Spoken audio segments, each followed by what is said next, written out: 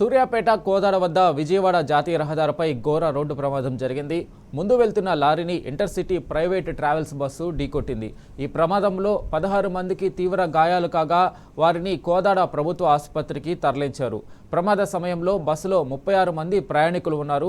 Driver నిద్ర మత్తే ప్రమాదానికి కారణమని ప్రయాణికులు తెలిపారు. బస్సు హైదరాబాద్ నుండి ఏలూరు వెళ్తుండగా ప్రమాదానికి గురైంది.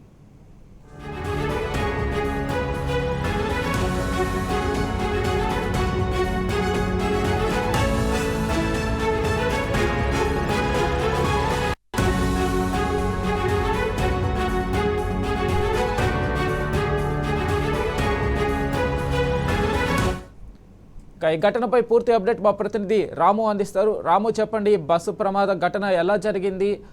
ఏమైనా మృతులు సంఖ్య ఏమైనా ఉందా, తెలిసిందా? పరిస్థితి ఏంటి?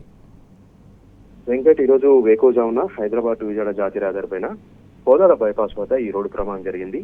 ఇంటర్సిటీ అయినటువంటి ప్రైవేట్ ట్రావెల్ బస్సు హైదరాబాద్ నుంచి ఏలూరు వెళ్తుండగా ఎదురుగా ఉన్నటువంటి లారీని అదుపు తప్పి ఢీకొనడంతో ఒక్కసారిగా చెట్ల పొదల్లోకి తీసుకెళ్లి రోడ్డు పక్కన బోల్తపడడం జరిగింది. ఈ ప్రమాదంలో దాదాపు 16 మందికి తీవ్రంగా గాయాలయ్యాయి.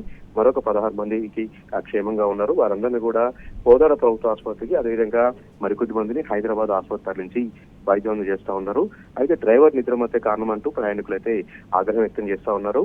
లారీ కూడా అదుపు తప్పి వెళ్తున్నట్టుగా కూడా చెప్తా ఉన్నారు. ఈ నేపథ్యంలోనే ప్రమాదం జరిగినట్టుగా అక్కడ ఉన్నటువంటి ప్రత్యక్ష సాక్షులు కూడా చెప్తా ఉన్నారు. వెంటనే సమాచారం అందుకున్న పోలీసులు అక్కడికి వెళ్లి క్షతగాత్రులను అయితే సంరక్షించారు. వారందరినీ కూడా వివిధ ప్రభుత్వ ఆసుపత్రి నుంచి వైద్యం చేస్తా ఉన్నారు. ఈ రోజు కొంత పొగమంచు కూడా ఉంది. పొగమంచు కారణంగా ఎదురుగా వస్తున్నటువంటి వాహనాలు కనపడలేదంటూ కూడా డ్రైవర్ చెప్తున్నట్టుగా తెలుస్తా ఉంది. దీంతో పాటు లారీ డ్రైవర్ మద్యం మత్తులో ఉన్నట్టుగా కూడా ప్రయాణికులు చెప్తా ఉన్నారు. ఇరు వర్గాలకు సంబంధించినటువంటి ఆ సమాచారం తీసుకొని పోలీసులు అయితే కేసు నమోదు చేసి దర్యాప్తు చేస్తా ఉన్నారు. గతంలో కూడా ఇదే intercity private travel bus Munagala వద్ద ప్రమాదానికి గురై అక్కడ 4 చనిపోవడం జరిగింది.